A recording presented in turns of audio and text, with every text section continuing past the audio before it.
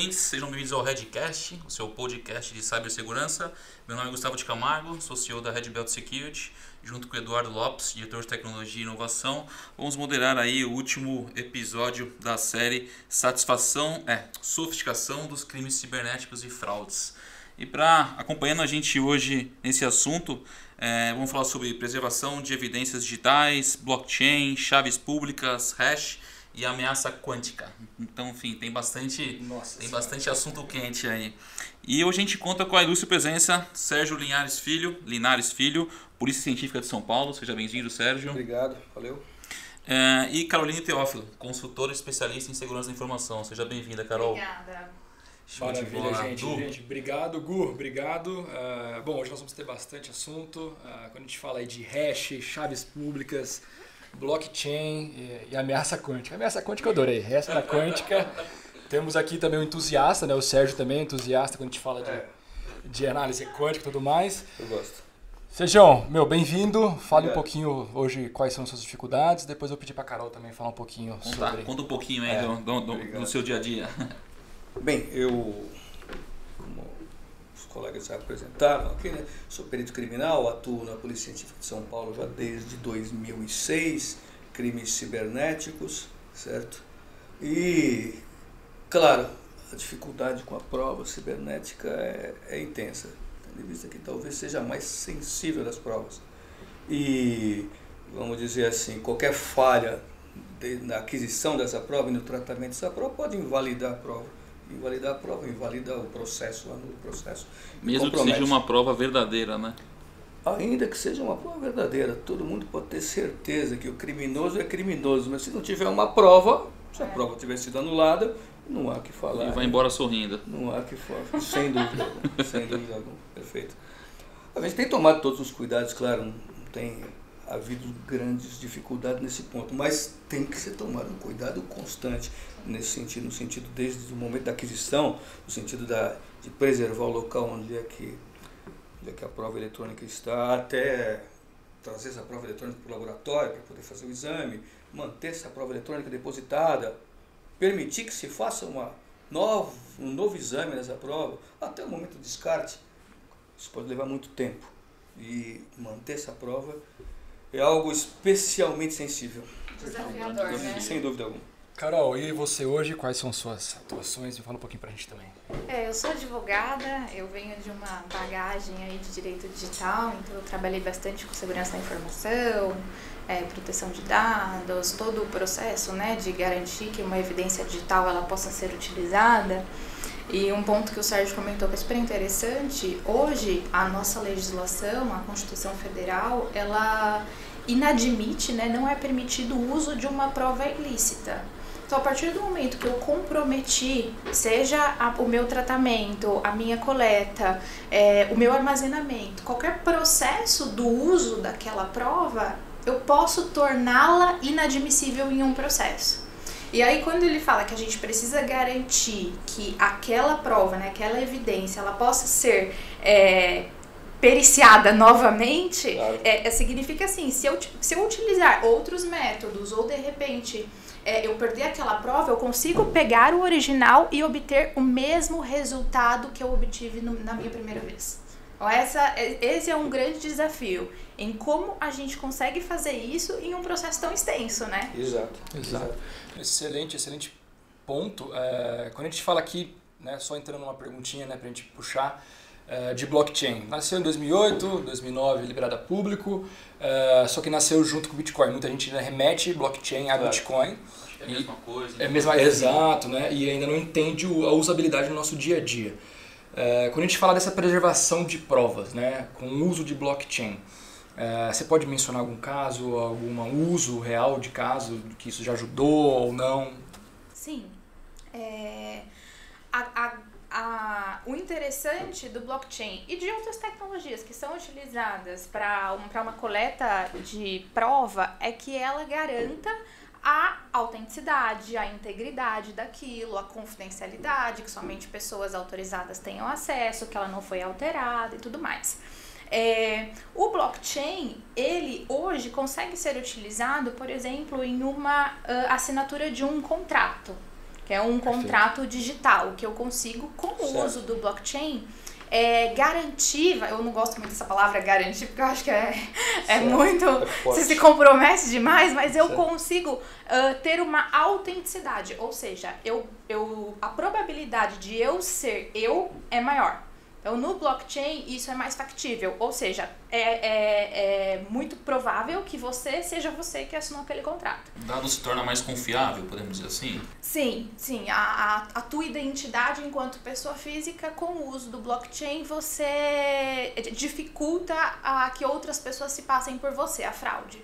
Outro ponto importante é que com o uso do hash, eu garanto que aquele contrato, ele não teve, por exemplo, uma cláusula, uma palavra, alguma coisa alterada. Eu assinei aquele documento e aquele documento que está válido entre as partes. Tem também a questão da autenticação, né? E daí não só para um contrato, mas, por exemplo, para sites, para ambientes que utilizam sistemas de informação, que, como eu falei, é mais difícil você fraudar. Já existem o uso para preservação de prova, então, ou quando a gente utilizava, né, um print de tela, ou até mesmo uma ata notarial, que é quando a gente vai lá no cartório e o notário lê aquele site e realmente escreve dizendo que alguém cometeu aquele crime, possivelmente. Hoje já pode ser feito com blockchain, então essa preservação de prova, que antes era uma ata notarial, você tinha que ir no cartório e tudo mais, pode ser utilizado com blockchain. Então, sim, tem muitos usos. O uso dele está cada vez mais disseminado nessa parte. E comprovado judicialmente. Recentemente teve uma decisão com o uso de uma preservação de prova em blockchain. Então, que demais. É sensacional. A gente utilizar a tecnologia a nosso favor, né? Acho que um ponto legal, o pessoal que está ouvindo a gente, né, sempre remete o blockchain ao Bitcoin. E sempre remete ao segmento financeiro, né? Estamos falando de blockchain, estamos falando de financeiro. Eu acho que o Du, a gente estava conversando aqui, tem um exemplo bem legal, né, Du, para poder dar, para dividir com a galera, da usabilidade do blockchain. O blockchain nada mais é do que para comprovar que aquilo, né, que aquela informação, que aquele dado, em diferentes cadeias, em nós diferentes, é realmente aquele, ou seja, ele garante muito a autenticidade dos dados, igual a Carol mencionou aqui. E a Mastercard lançou, né, na cadeia de suprimentos dela, até uma campanha que eu acho que é Frutos do Mar na Sua Mesa, que ela garante desde a hora que eles estão fazendo com camarão, né, basicamente desde a hora que o camarão sai do mar, né, é pescado, até a hora que ele chega na sua mesa. Garante que aquele camarão, a forma que ele foi conduzido, ecologicamente está correto e daí em diante. Todas as etapas registradas. É uma cadeia de custódia em blockchain. A ONU usa para recursos humanos, né? A ONU está usando isso daí também. Então ele fala que mais de 1,5 aí, né? Não lembro o número exato, de mulheres no mundo não têm identidade e são menores de idade. Isso daí eles estão ajudando a identificar essas mulheres, criar uma nova identidade, compartilhar isso daí em vários lugares diferentes para evitar o tráfico de pessoas. Então, assim, tem várias e várias usabilidades. Sem dúvida alguma. Essa provocação justamente para poder desconectar o negócio do segmento financeiro, né? Perfeito. Obviamente que falam-se muito no segmento financeiro. Eu fiz até uma brincadeira aqui comentando com o pessoal, falando do segmento financeiro, o blockchain seria um grande livro de registro, né? Um registro contábil. Então, eu comprei Bitcoin, para quem eu mandei Bitcoin, para quem eu transferi Bitcoin, onde está o Bitcoin. Mas isso não é só para o segmento financeiro. Tira o Bitcoin, foi qualquer outro número. Exatamente. Então acho que esse exemplo que o Du deu é um exemplo bem rico. Exato. E pode. Não, vamos lá. Especialmente para a gente da área criminal, embora a gente não utilize ainda, não tem nenhuma utilização prática, nós já eventualmente periciamos sistemas à base de Bitcoin que usavam essa tecnologia, mas nós mesmos ainda não. Agora, com o advento da lei anticrime, 3-4 semanas atrás, que entrou em vigor, com a atualização do Código de Processo Penal, onde a cadeia de custódia passa a ser extremamente bem regulada, artigos 158A até F, uma boa ideia para gerir essa cadeia de custódia da prova na esfera criminal é através de um sistema que utilize tecnologia baseada em blockchain. Por quê? Porque essa prova, de fato, é uma prova extremamente sensível, como a gente falou antes aqui. Certo? E precisa que haja uma garantia de que a prova que foi coletada lá na cena do crime, até o momento do descarte da prova, que é a mesma prova, certo? Porque se houver qualquer dúvida com relação a essa prova, certo? Até pior do que ela ser uma prova ilícita, ela passa a ser uma prova, vamos dizer assim, não autêntica. Uma prova ilícita, embora não possa ser utilizada em uma situação extrema, vamos dizer assim, ela ainda poderia, que ela tem capacidade de provar do ponto de vista material. Formal não, claro. Agora uma prova sobre a qual paira a dúvida, se ela prova, essa esquece. Uma prova não, ilegítima. E é o que acontece se houver uma ruptura. Então, a ideia de se construir um sistema que administre a cadeia de custódia da prova na esfera criminal, baseado na tecnologia blockchain, eu acredito que é a mais razoável. E, principalmente, que a gente precisa fazer isso agora, né? Porque isso já está em vigor. Perfeito. É um diferencial para a custódia de provas. Exato. Doutor Sérgio, você estava comentando a questão da usabilidade, dessas questões todas. No dia a dia, né? Você estava comentando que, por exemplo, você executa lá diversas pesquisas forenses, enfim, em cima de casos aí. A questão do uso do blockchain, você estava comentando que ela não tem muita utilização hoje no dia a dia de vocês. Não tem. Legal. Então, assim, a gente vê que tem muita coisa para crescer ainda. Sem dúvida.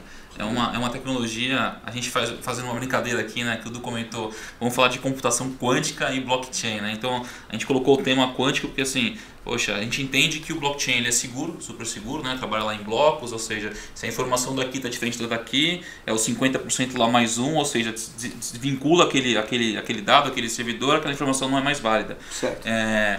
Quando a gente olha isso para a computação quântica, acho que o Dr. Sérgio pode falar um pouquinho aqui, né, entusiasta sobre a tecnologia. O pessoal que está ouvindo a gente imagina, computação quântica é um supercomputador que vai quebrar toda a segurança de tudo que existe hoje. Chave pública, hash, blockchain, enfim. Conta um pouquinho da sua percepção, da sua visão em relação a isso. Exato, perfeito. Computação quântica, capacidade de processamento extremamente elevada, então potencial de romper algo que parece impossível hoje em dia, que é o blockchain. O que acontece? Vamos pensar, o blockchain, o que eu tenho? Tem algumas formas de quebrar isso na teoria, vamos dizer.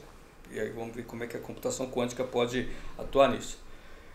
Quebrar a própria criptografia do blockchain é muito difícil, que ele muda a todo momento, tinha que ser uma quebra extremamente rápida. Tinha que quebrar num intervalo de tempo muito pequeno, porque ele fica mudando isso muito rapidamente e ficaria difícil, até para a computação quântica no primeiro momento. Mas vamos lá. Você comentou uma coisa interessante aqui, certo? 50% mais um. Você lembrou então dos full nodes, perfeito? Exato. Então o que eu tenho? Eu posso, se eu tiver controle para controlar o processamento de forma que eu controle mais que 50% dos full nodes, precisa ter uma capacidade intensa de processamento. Eu poderia assumir a minha verdade como verdade.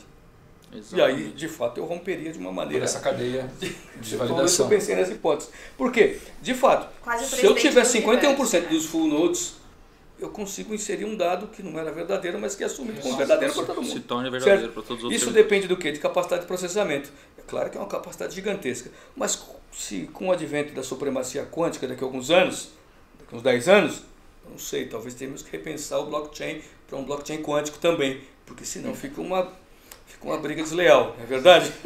Fica complicado. Nós falamos aqui anteriormente sobre hash, né? A cadeia de custódia e tudo mais.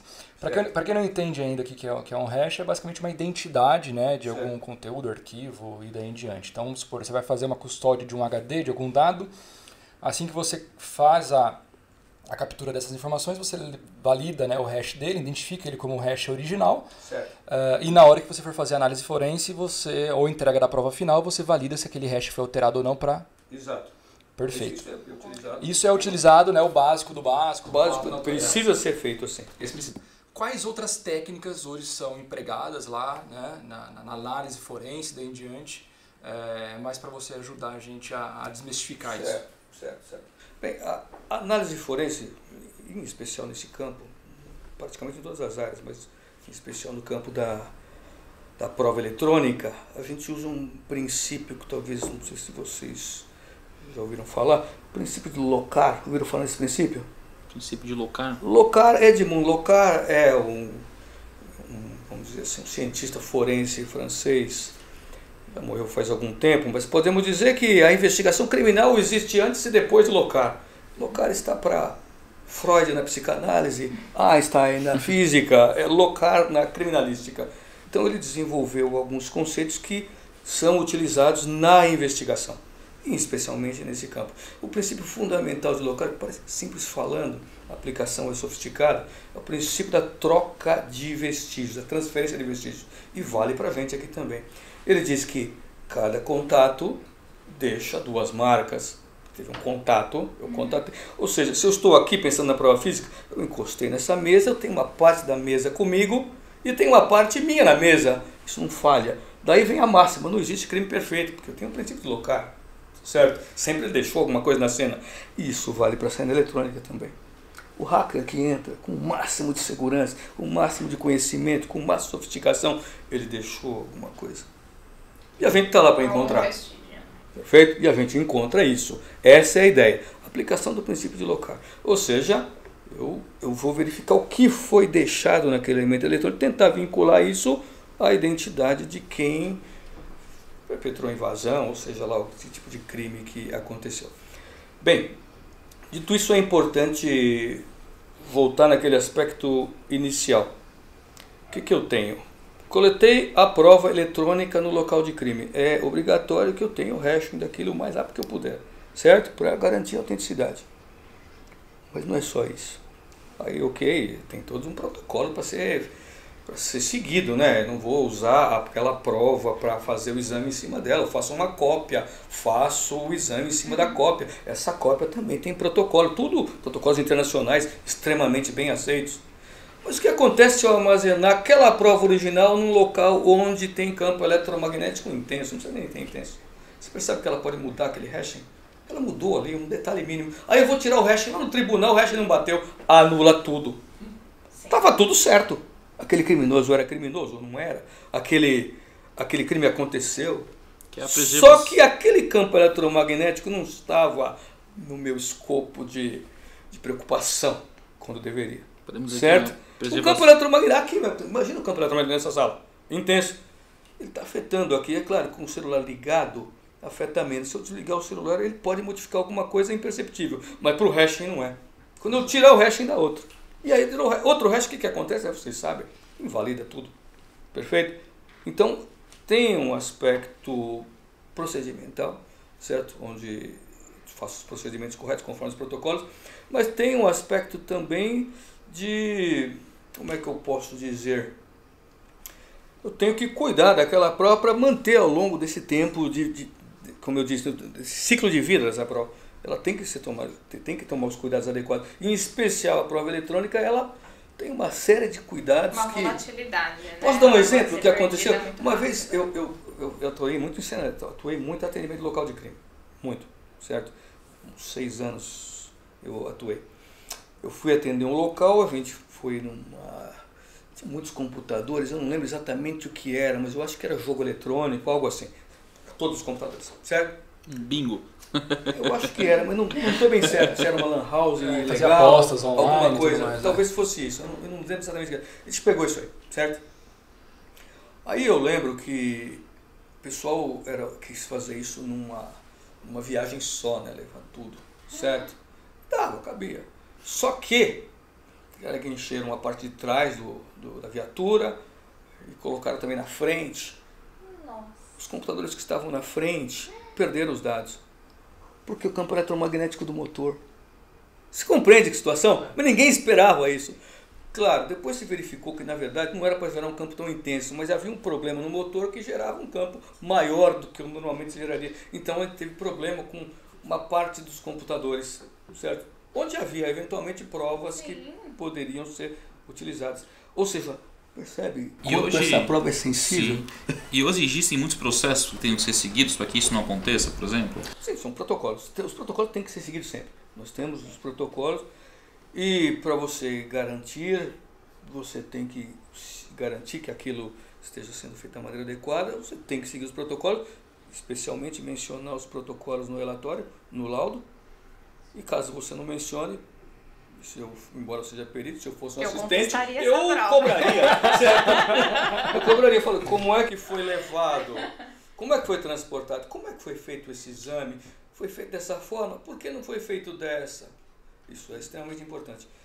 E olha, e o perito não tem problema com isso, hein? Veja. Especialmente o perito oficial. É importante que a coisa seja justa, seja certa. Se eu cometi um erro aqui, eu vou ficar feliz de que alguém encontre para que não haja uma injustiça. Não é verdade? Eu vejo o problema. Porque assim, quando você junta uma prova em um processo, se a outra parte não alegar nada, a prova vai seguir a vida dela. Por isso que, então, utiliza dos mesmos mecanismos, tanto os protocolos para chegar naquela coleta e naquele resultado, como para contestar. Exato. Que é o que? Os contraprovas? Ou não? Não, por exemplo... Porque a alegação invalida aquela prova. Que nem essa questão da cadeia de custódia. A cadeia de custódia é eu literalmente contar, seja em um papel, seja em um sistema, tudo o que aconteceu com aquela prova, com aquela evidência. Então eu conto como ela foi coletada, eu conto para quem recebeu, que dia, data, horário. É literalmente você contar o ciclo de vida daquela prova. Isso.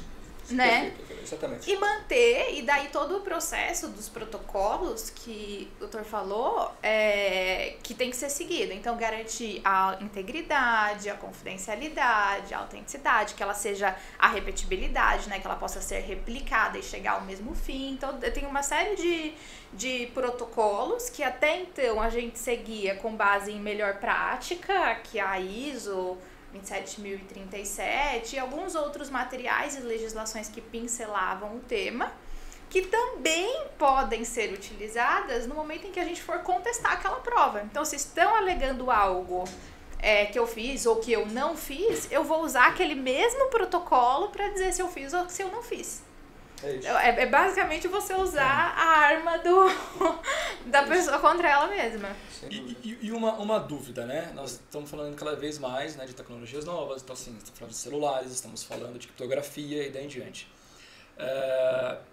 Vocês já pegaram algumas análises forenses, seja para provas, seja para realmente uma análise em si, onde existiam essas criptografias e como vocês fizeram para ter acesso a elas? Vamos dar um exemplo mais palpável. Foi encontrado um celular numa cena de um crime, certo, ou algo do tipo.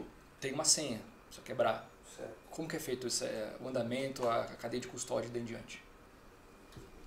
Quer falar uma coisa primeiro? Não, é assim, depende. Meu celular está travado, eu sou um suspeito, ou não, vamos fazer mais negócio assim. Fui pego numa cena de um crime e meu celular realmente estava comigo naquele momento, ou seja, meu celular está como prova. Você precisa saber a senha dele, eu sou obrigado a liberar ele? Então, depende, vamos lá. Se você se foi um flagrante, você tá ali na cena do crime e precisam ter acesso ao seu celular, isso pode ocorrer pedindo para você, olha, me dá a sua senha, e você pode passar ou não a sua senha. Se você se recusar, pode vir uma ordem judicial que te obrigue a passar essa senha. E aí foi até o que eu tava perguntando pro doutor, se isso costuma demorar. Porque eu falei, poxa, imagina se depende de uma ordem e demora. O que você pode fazer com o seu celular? Nossa. Aí ele falou, aí ele até comentou que costuma ser rápido, né? Quando isso acontece, a ordem vem rápido, mas tudo vai depender do tipo de situação. Exato. Se é realmente uma cena do crime, se foi flagrante, se você tava com o seu celular ou não, se for, por exemplo, civil, que vai a indenização, são coisas que não estão na esfera criminal, vai precisar de uma ordem judicial, busca a apreensão do teu equipamento, e aí eu vou precisar daquela... eu preciso da fumaça do direito, eu preciso ter algo feeling, né? Um feeling de que tem algo de errado no Reino da Dinamarca, sabe? Eu preciso ter esse feeling, senão eu não consigo. Depende muito do que aconteceu ali para dizer se eu posso ou não ter acesso ao teu equipamento. Posso dizer, então, que se não é criminal, a chance de a gente conseguir alguma coisa disso é quase nula. Aí é onde entra uma questão de até que ponto eu vou... a pessoa vai ficar sabendo, o potencial investigado. Então, se vai, por exemplo, houve uma publicação indevida em uma mídia social, eu vou fazer todo o processo de investigativo, mesmo no âmbito civil, antes, até chegar o momento de eu bater lá na porta da tua casa e pegar teu equipamento. Você faz tudo antes e isso acaba sendo uma surpresa pro investigado, digamos assim. É para que ele não se prepare para aquilo. Show. Sem dúvida. Sérgio, uma pergunta que a gente estava comentando aqui fora das gravações, o quão, enfim, a gente trabalha aqui no mundo cibernético, né, segurança cibernética e tudo mais, e a gente vê a crescente em relação a ataques, enfim, e o quão isso chega lá para a polícia, para investigação em cima disso. Então, poxa, a empresa tal teve os dados vazados, como que a polícia trabalha em cima disso? A pergunta é, vem crescendo muito essa questão de forense em cima de crimes digitais? Sim, como a gente estava falando, quando vocês falham, a gente entra em ação. Mas vocês têm falhado cada vez menos. Vamos lá. Não, mas isso sim, claro, tem aumentado bastante. É uma crescente. Tem aumentado, os crimes eletrônicos têm aumentado em todos os aspectos. Tá bem? Tem que pensar em alguma coisa, inclusive, porque o aumento está sendo significativo mesmo, certo? Tem algum foco, por exemplo? A gente sabe que o segmento financeiro é o que é mais atacado, ou seja, vamos roubar lá a conta, vamos transferir dinheiro, enfim, fazer compras no cartão de crédito e tudo mais. Tem algum segmento específico, tanto o Carol quanto o Sérgio, que vem crescendo cada vez mais? Fora o segmento financeiro, porque o segmento financeiro todo mundo está ouvindo, a gente já sabe. Porque você tem que pensar muito no valor daquele dado. Que é o objeto. Então, por exemplo, um dado da área médica, da saúde, hospitais, eles no mercado é um dado extremamente valioso. Então, compensa, olhando para o olhar, com o olhar, exato, um dado que é mais caro no mercado. E daí vem numa degradação, então você tem o dado da saúde, que é um dos mais caros, aí você tem o dado bancário, por quê? Porque eu consigo fazer fraude. Então, o dado bancário, ele é um dado caro porque é possível eu pegar e, de repente, fraudar aquele cartão de crédito, efetuar compras. Varejo também, porque eles armazenam uma quantidade gigantesca de dados. Daí você vai vindo de acordo com a valoração daquela informação. A gente fez uma análise, só para complementar, a gente fez uma análise aqui, enfim, aqui na Red Belt uma área de estudo de mercado. Justamente, o principal segmento da Red Belt hoje é o segmento financeiro, saúde vem ali logo em segundo, enfim, é um dos principais segmentos também. E a gente justamente fez essa análise e viu que o dado de saúde ele é 5 vezes mais valioso no mundo da Deep Web, Dark Web aí, do que o dado bancário, né? Obviamente porque do lado bancário, se teve um cartão vazado, você vai lá, beleza, você vai ter um problema, eles vão cancelar o cartão, acabou o problema.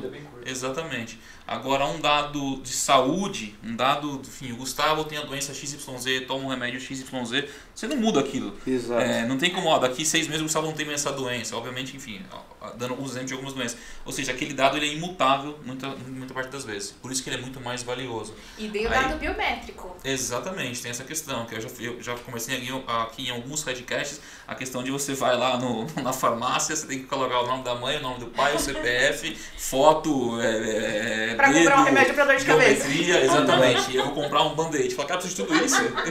Então assim, aí a pergunta que eu faço lá na esfera policial, aparece já muita coisa em relação à saúde? Questão de pesquisas em vazamentos de saúde, de dados de saúde? Parece também, mas não com muita frequência, com a intensidade de outras circunstâncias. O que acontece? O que a gente tem mais hoje? Claro, aspectos relacionados a crimes financeiros a gente tem bastante, mas o que tem mais, na verdade, são crimes de um modo geral, onde a prova reside no meio eletrônico.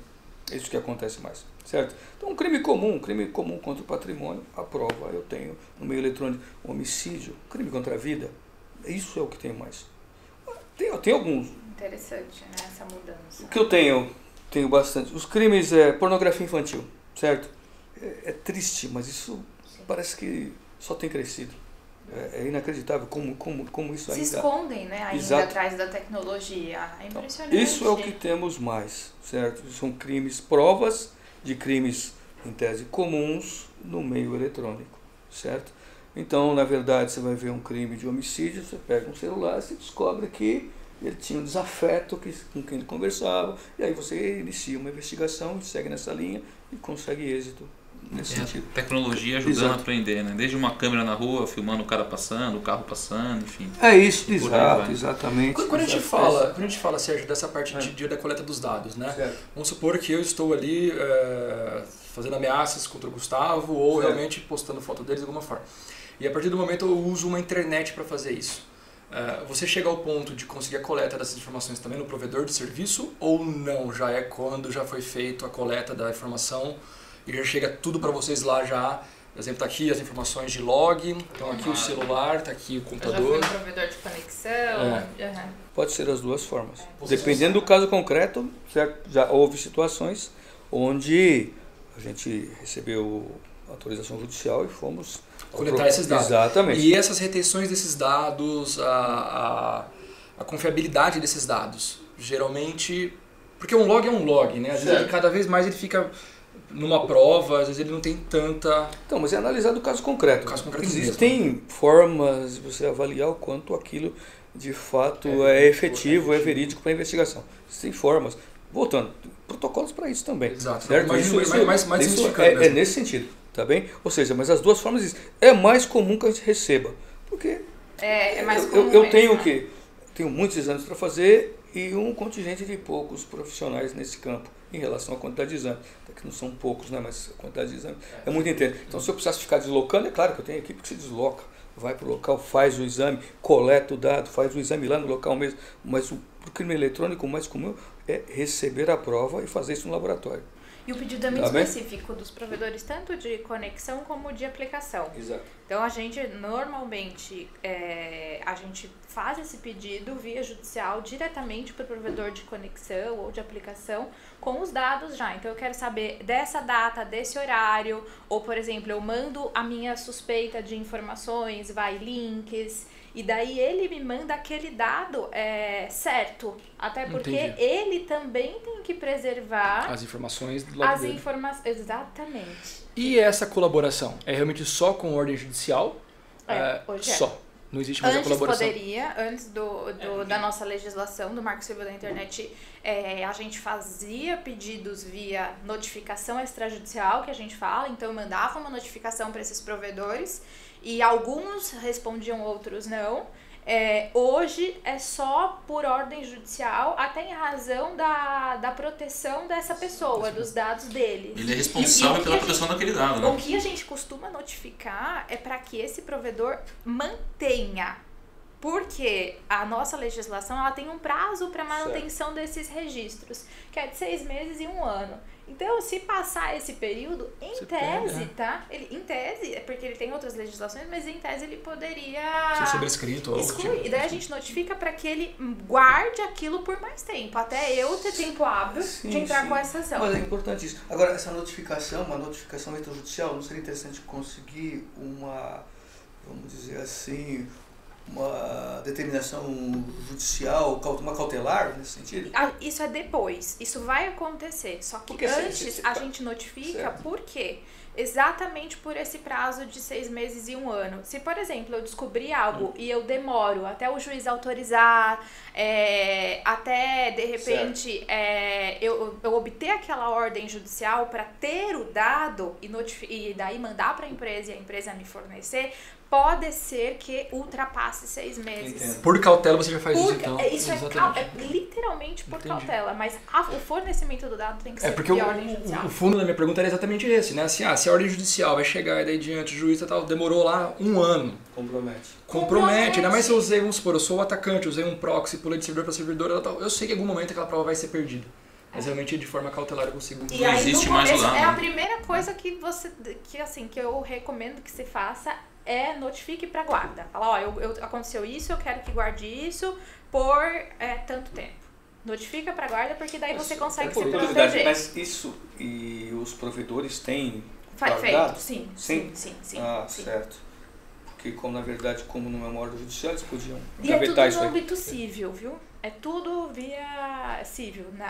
Aí a gente junta esse arcabouço de evidência e daí vai para o âmbito penal, com essas informações.